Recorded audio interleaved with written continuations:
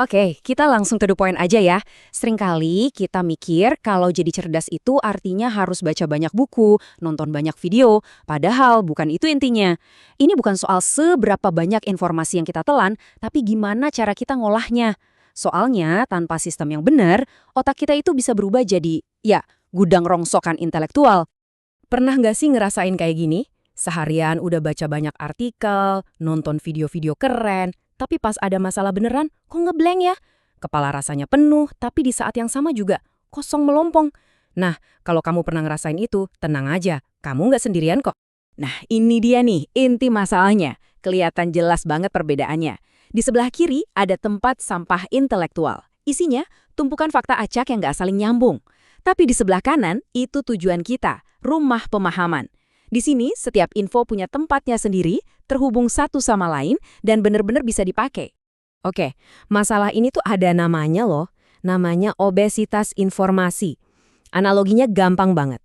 Sama kayak badan kita bisa kena obesitas kalau kebanyakan makan junk food tapi malas gerak, otak kita juga bisa. Kita kebanyakan nelan informasi sampah tanpa olahraga otak. Hasilnya, pikiran kita jadi lambat, gak sehat, dan kemampuan berpikir kritis kita malah anjlok. Terus, emangnya kenapa kalau otak kita jadi gudang rongsokan? Bahayanya apa? Ini bukan sekedar soal biar kelihatan pintar pas ngobrol doang, bukan. Ini jauh lebih dalam dari itu. Ini menyangkut kedaulatan pikiran kita sendiri. Kenapa? Karena pikiran yang nggak terlatih itu rapuh banget. Nah, ini nih bahayanya kalau informasi cuma ditelan bulat-bulat. Kita jadi gampang banget diprovokasi, dikit-dikit emosi. Kita jadi mandek, mikirnya cuma hitam putih, dan cepet banget ngejudge orang sebelum benar-benar paham. Puncaknya, kita cuma jadi pengikut, jadi pion dalam permainan orang lain. Kita kehilangan kendali atas aset kita yang paling berharga, pikiran kita sendiri. Oke, cukup ngomongin masalahnya. Bikin pusing kan? Sekarang kita masuk ke bagian yang paling penting, solusinya. Ini titik baliknya, buang jauh-jauh anggapan kalau kecerdasan itu bakat dari lahir. Bukan, kecerdasan itu otot, dan sama kayak otot lain, dia bisa dan harus dilatih. Jadi, selamat datang di Gym Otak. Terus, butuh waktu berapa lama buat mulai latihan di gym otak ini? Mungkin kamu bayangin komitmen yang gede banget, tapi coba deh lihat angka ini, 15. Beneran, cuma butuh 15 menit fokus setiap hari. Tanpa diganggu sama sekali. Bukan 1 jam, bukan 2 jam. 15 menit. Siapa sih yang nggak punya waktu 15 menit buat mulai mengubah cara kerja otak? Gampang banget kan? Oke, ini latihan pertama kita. Namanya metode 5 mengapa. Tapi warning dulu ya, latihan ini tuh nggak nyaman. Bakal bikin kita ngerasa nggak enak. Tujuannya bukan buat nyari jawaban yang bikin kita seneng, tapi buat ngebongkar lapisan pertahanan ego, kita buat nemuin akar masalah yang sesungguhnya. Dan iya, prosesnya kadang menyakitkan. Caranya simple banget, tapi efeknya nampon. Kamu mulai dengan satu masalah. Contohnya, gue kok suka nunda-nunda kerjaan ya? Terus tanya, kenapa? Mungkin jawabannya, soalnya gue takut gagal. Oke, dapat. Ambil jawaban itu, tanya lagi, kenapa gue takut gagal?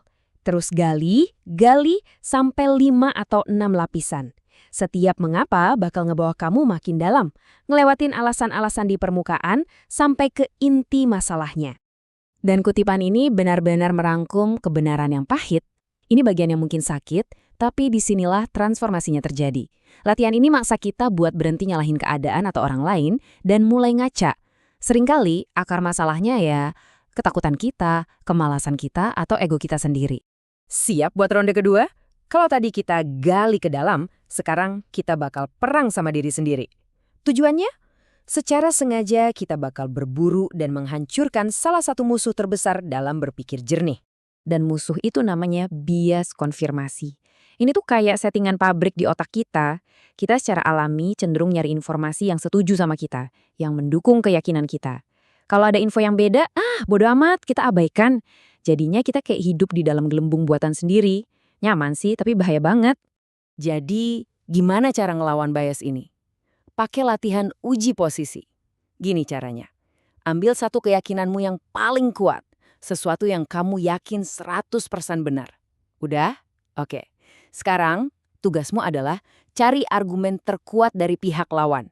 Tugasmu bukan buat ngebantah mereka, tapi buat ngebangun kasus terbaik untuk mereka seolah-olah kamu pengacaranya. Tujuannya bukan buat ganti keyakinan, tapi buat bener-bener pasang. Oke, setelah disiksa di gym otak, emangnya dapat apa sih? Apa untungnya capek-capek ngorbanin ego dan rasa nyaman? Nah, ini dia hasil dari pikiran yang udah terlatih. Ini dia hadiah utamanya. Kamu jadi kebal. Yup, kebal sama provokasi murahan, kebal sama misinformasi. Saat kamu terbiasa mikir dalam dan ngeliat dari banyak sisi, kamu nggak akan gampang lagi disetir. Kamu bukan lagi bidak catur, tapi pemainnya. Tapi, kayak semua kekuatan super, ini ada efek sampingnya. Sebuah konsekuensi sosial yang mungkin gak kamu duga sebelumnya. Efek sampingnya bisa kita sebut kedinginan logis. Kamu jadi nggak gampang kebawa emosi. Kamu ngelihat situasi itu ya sebagai data, sebagai sebab akibat, tenang banget.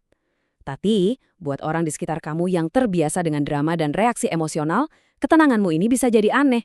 Mereka mungkin bakal ngelihat kamu sebagai orang yang dingin atau bahkan orang luar.